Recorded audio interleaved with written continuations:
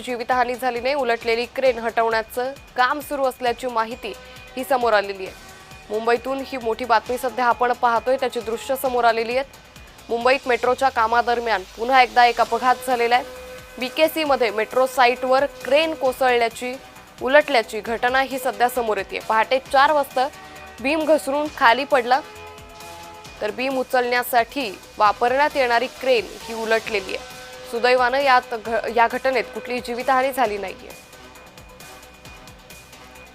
या संदर्भात अधिक माहिती घेणार आहोत आपले प्रतिनिधी जय पवार यांच्याकडून। जय, मुंबईच्या मेट्रो कामादरम्यान पुन्हा एकदा एक अपघात झालाय, कसा हा अपघात झाला नेमका?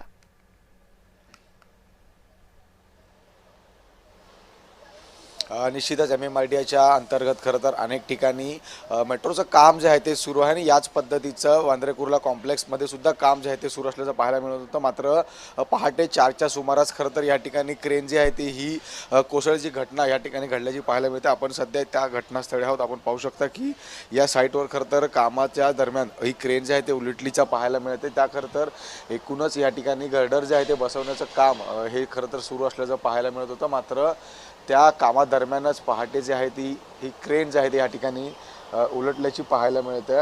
यामध्ये कोणालाही जे आहे ते दुखापत किंवा जीवितहानी काही झालेली नाही आहे। मात्र आपण जर पाहिलं तर या ठिकाणी कशा पद्धतीने ही वजनदार जी क्रेन आहे ही एकूणच त्या गर्डरवरती पडल्याची पाहायला मिळते। या ठिकाणी 3 क्रेन जे आहेत ते या ठिकाणी या कामासाठी वापरण्यात येताना पाहायला मिळतात। मात्र त्यापैकी एक क्रेन जी आहे ती आता या ठिकाणी एका गर्डरवरती जे आहे ते पडल्याची पाहायला मिळते। त्यामुळे आता या क्रेनला जे आहे ते उचलण्याचं काम हे सुद्धा आता सुरू केल्याचं पाहायला मिळतं। इतर ज्या 2 क्रेन आहेत त्यांच्या सहारे खरं तर या क्रेनला उचलण्याचं काम करण्यात येणार आहे। मात्र या कामाला जास्तीत जास्त वेळ लागणार अशी सुद्धा माहिती आता त्या ठिकाणी समोर येते। त्यामुळे एकूणच एक मोठी घटना जी आहे या ठिकाणी बीकेसीमध्ये घडल्याची पाहायला मिळते आणि या खरं तर क्रेनला जी आहे ते आता या सर्व इकडचे अधिकारी असतील किंवा कर्मचाऱ्यांच्या माध्यमातून ही क्रेनचे उचलण्याचं काम हे युद्धपातळीवरती सुरू आहे। त्यासोबतच इकडच्या परिसरात सर्व ठिकाणी जे आहे ते आता बॅरिकेटिंग करण्यात आले आहे। तर तुर्तास तरी तो रस्ता जो आहे तो या ठिकाणी बंद करण्यात आलेला आहे। त्या पुढील जे काम आहे या ठिकाणचं क्रेन उचलण्याचं काम हे सुद्धा आता या ठिकाणी सुरू असल्याचं पाहायला मिळत आहे।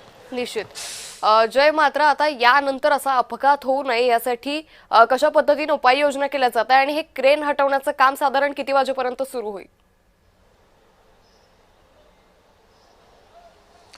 निश्चितच हे क्रेन खरं तर हटवण्यासाठी विलंब लागण्याची माहिती जी आहे ती इकडच्या अधिकाऱ्यांकडून देण्यात येत आहे। कारण की आपण जर ती क्रेन पाहिली खरं तर अवजड अशी ती क्रेन या ठिकाणी जी आहे ती या कामासाठी वापरण्यात येते। मात्र आता याचं वजन जे आहे ते संपूर्णपणे त्या गर्डरवरती आल्यामुळे ती क्रेन जी आहे ते एका साईडला एकूणच गेल्याची पाहायला मिळते। खरं तर SNA या कंपनीची ही संपूर्ण क्रेन जी आहे ती या ठिकाणी ही वापरण्यात येत आहे आणि गेल्या अनेक दिवसांपासून खरं तर या ठिकाणी हे काम जे आहे ते युद्ध पातळीवरती सुरू आहे।